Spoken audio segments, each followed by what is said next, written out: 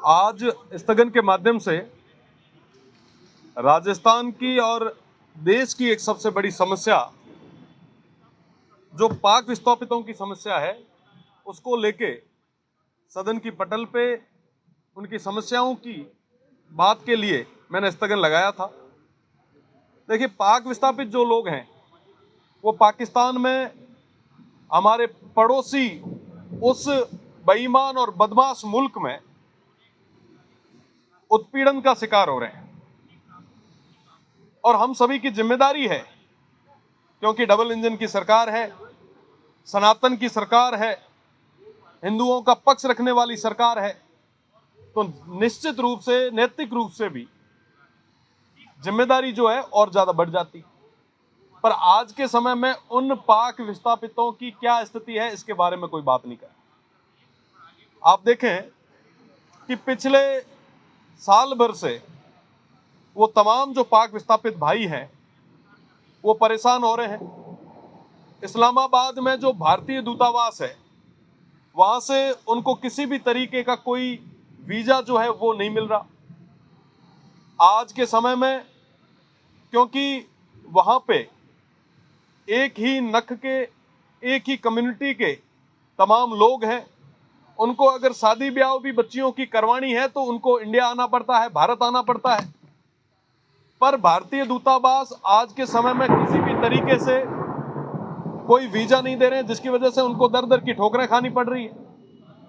मेरा प्रदेश की सरकार से निवेदन है कि वो होम मिनिस्ट्री से बात करे, गृह मंत्रालय से बात करे और हमारे यहाँ की वास्तविक स्थिति को बताए। आप देखें कि जिसको अगर वीजा मिल भी जाता है तो उनको बाई फुट आप सीधे आने की अनुमति नहीं देते।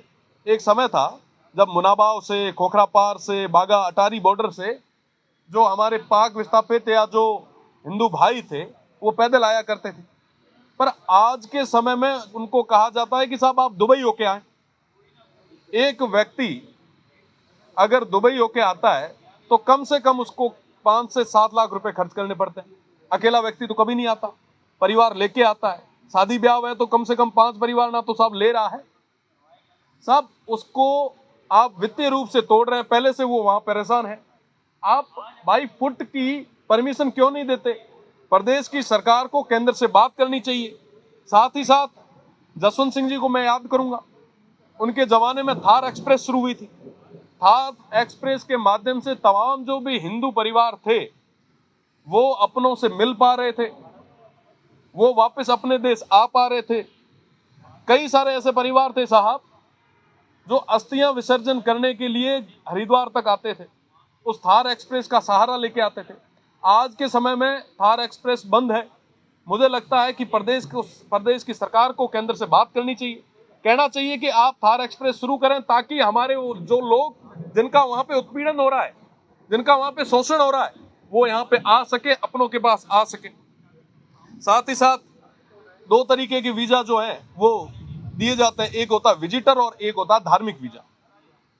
आज के समय में अगर कोई अप्लाई करता है तो अप्लाई करने के बाद में जो स्टेट की जो इंटेलिजेंस है, जो यहाँ पे एफआरओ ऑफिसेज है, वो उन पे डिनाई कर देते हैं। जबकि जब आप कोई वीजा अप्लाई करते हैं तो उस समय गारंटर मांगा जाता है।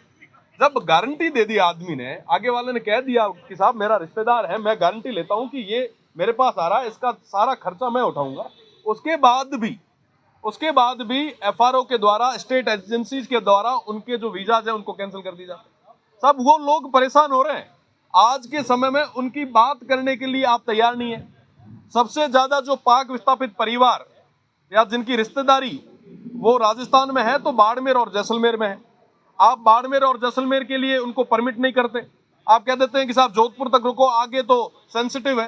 साहब जब आगे वाला व्यक्ति जब गारंटी ले रहा है कि साहब कोई भी अगर चीज होती है तो मैं जिम्मेदार हूं, जब गारंटर आगे आ गया तो आंतरिक सुरक्षा की भी जिम्मेदारी उनकी है। आप कम से कम सहूलियत तो दो कि वो अपने परिवारों के पास जा सके। साथ ही साथ आपने 31 दिसंबर 2014 को सीए, एनआरसी तमाम चीजें ले आए, पर आज भी वाकई क्या वो हिंदू परिवार जो पाक विस्थापित परिवार है उनको फायदा मिल पा रहा है? बिल्कुल भी किसी भी तरीके का कोई फायदा उनको नहीं मिल रहा और उनका कोई प्रतिनिधित्व नहीं है। इसकी वजह से आज के समय में वो रोज दर दर की ठोकरें खाने पे मजबूर हो रहे हैं। आप देखें कि जिनको नागरिकता मिल गई है, आज तक उनके वोटर आईडी कार्ड तक नहीं बने हैं। आप देखें कि साहब, उनको संवैधानिक रूप से उनका जो कॉन्स्टिट्यूशन में जो पावर है वोट का, वहां से आपने उनको दरकिनार कर दिया। आज के समय में अगर मूलभूत सुविधाओं की बात करूं तो 1 लाख रुपए दिए गए थे घर बनाने के लिए, घोषणा की गई थी कि साहब हम पाक विस्थापितों को 1-1 लाख रुपए देंगे ताकि वो घर बनाएंगे। आज के समय में आप धरातल की स्थिति देख लें, कितने परिवारों को मिला है। साहब, आप जब कर नहीं सकते तो घोषणाएं क्यों कर रहे हैं? आप दूसरी तरफ देखें, उनके तमाम युवाओं को मोटिवेट करने के लिए आपने कहा कि साहब हम छात्रवृत्ति देंगे। आप देखें कि धरातल पे कितने लोगों को, कितने युवाओं को, कितने स्टूडेंट्स को आपने छात्रवृत्ति दी। मूलभूत सुविधाओं की तो मैं बात ही छोड़ दूं, बिजली पानी की तो बात ही छोड़ दूं। हकीकत यह है कि उनके मोहल्लों में स्वच्छ भारत के अंदर जो बनने वाले शौचालय हैं वो तक नहीं बने। आप क्या बात कर रहे हैं?